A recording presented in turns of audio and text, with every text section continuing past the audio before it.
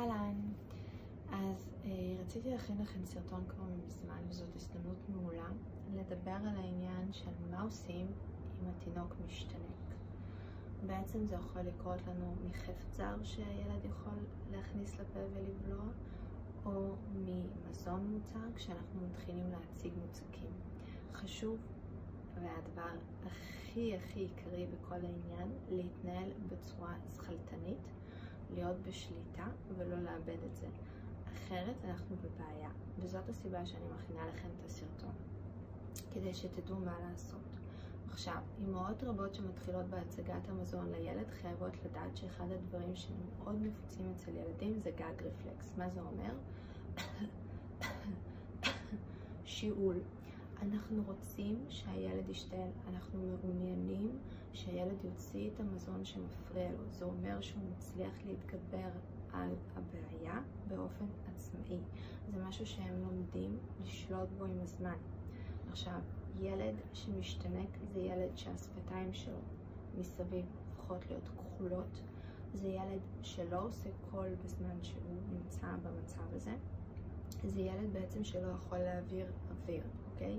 זה ילד שיראה באופן מבוהל, אנחנו נראה ילד שלא משמיע קולות. באותו רגע אנחנו לוקחים את התינוק, אנחנו מניחות אותו על היד. כאשר הוא נמצא בפיסוק, אנחנו תומכות באזור של הלסת עם היד. אפשר לעשות את זה על הירך שלנו כדי לתמוך, או להיעזר בעצם ברגל כדי להגביה את הילד. אנחנו בעצם נותנות 5 דחיפות על האזור האחורי של הגב, כשהמטרה היא לדחוס החוצה. התנועה שלנו היא בעצם מלמעלה למטה, כאשר התינוק נמצא בהטיה ואנחנו שומרות על נתיב אוויר. לא לדחוף אצבעות לתוך הפה ולא לנסות לחלץ את החפץ, אלא אם כן הוא נראה לעין בצורה בטיחותית בלבד. אנחנו מטות את הגוף שלהם ולוחצות 5 לחיצות. 1, 2, 3, 4, 5. אם החפץ נפלט, מצוין. אם אתן שומעות נשימה והתינוק לוקח אוויר, מעולה.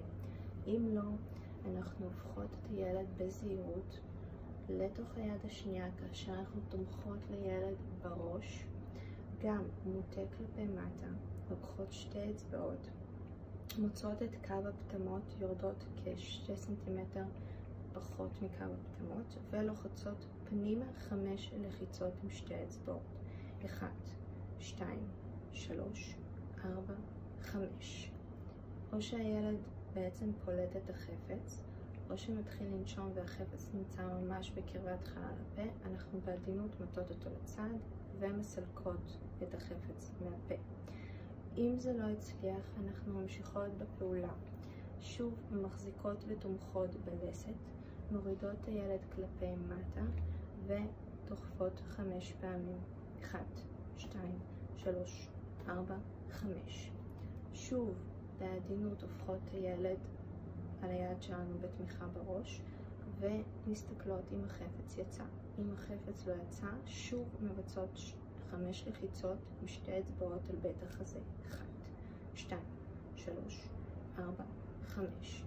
במידה וזה לא עוזר והילד ממשיך לא לנשום, עוברים בעצם להחייאה.